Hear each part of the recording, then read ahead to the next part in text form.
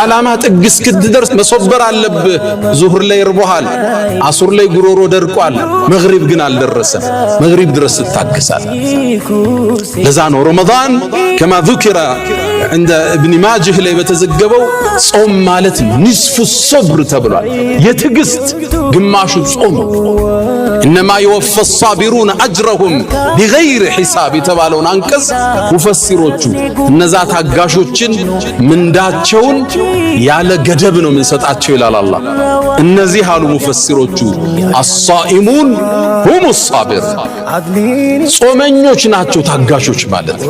ጾም ትዕግስት ማስተማሪያ ማዕከል። ርቦሃል ታገስ ነው እንዳትበላ። ስለዚህ እስክታገባ ዚና እንዳትወድቅ ማለት ነው። ሀብት እስክትይዝ አታጨበርበር ማለት ነው። መጽሐፍ ጀምረህ ቋጨው ማለት ነው።